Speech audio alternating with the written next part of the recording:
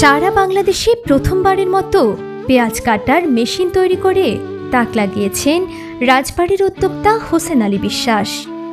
তার তৈরি এই মেশিন দিয়ে মাত্র 1 ঘন্টায় প্রায় 50 মণ পেঁয়াজের আগাছা কেটে আলাদা করা সম্ভব। যে কাজ করতে 8 জন শ্রমিকের লাগত একদিন, খরচ হতো 7,000 টাকা, অথচ সেই কাজ এখন একটি মেশিনই করে দিচ্ছে মাত্র 1 ঘন্টায়, তাও আবার মাত্র 100 টাকা খরচে। আমার এই যে মেশিনটা আমি বানিয়েছি, এই মেশিনটায় মানে আমরা এখন যেভাবে পেঁয়াজগুলো হাতে বটি দিয়ে কাটি, তো বটি দিয়ে এইভাবে পেঁয়াজ কাটতে গেলে আপনার সারাদিনে 50 মণ যদি পেঁয়াজ কাটতে যাই তাহলে 7 থেকে 8 জন লেবার লাগবে। তো এই 7-8 জন লেবারের মানে বিল যদি দিতে যাই তাহলে 7,000 থেকে 6,000 টাকা দিতে হবে, সারাদিন লাগবে 50 মণ পেঁয়াজ কাটতে।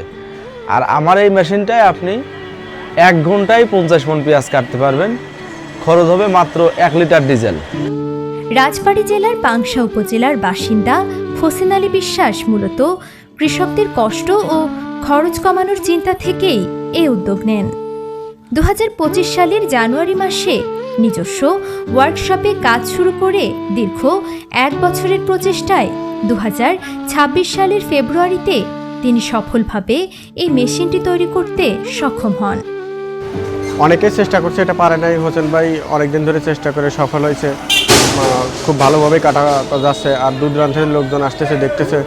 প্রায় 1,70,000 টাকা দামের এই মেশিনটি বাজারে আসার পর থেকেই ব্যাপক চাহিদা তৈরি হয়েছে। ইতোমধ্যে তিনি 4টি মেশিন বিক্রি করেছেন এবং নতুন করে 6টি মেশিন তৈরির অর্ডার পেয়েছেন।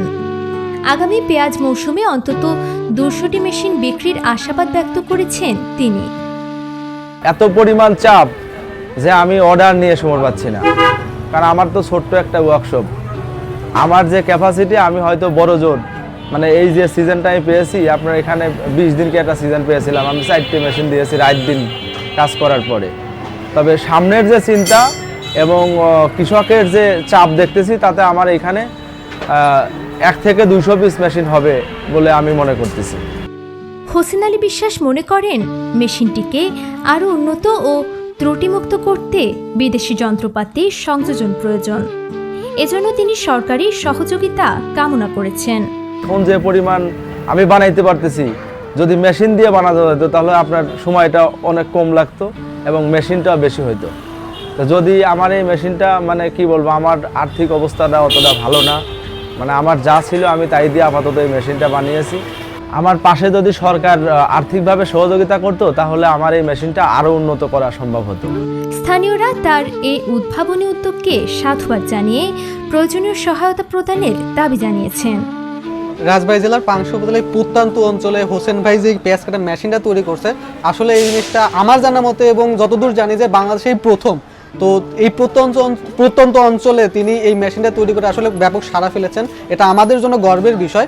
তো তার যে আর্থিক অসচ্ছলতা, সেটা আমি যতদূর জানি, তো সেই ক্ষেত্রে সরকার যদি তার পাশে একটু দাঁড়ায় তাহলে তার এই মেশিনটা তৈরি করতে এবং অত্যাধুনিক যন্ত্র মাধ্যমে মেশিনটা তৈরি করলে এই প্রোডাকশন বাড়ানো সম্ভব এবং আমাদের দেশের কৃষকদের জন্য এটা অনেক উপকারী। ভবিষ্যতেও নতুন নতুন কৃষি যন্ত্র উদ্ভাবনের মাধ্যমে দেশের কৃষি খাতে আরও অবদান রাখতে চান এই তরুণ উদ্যোক্তা।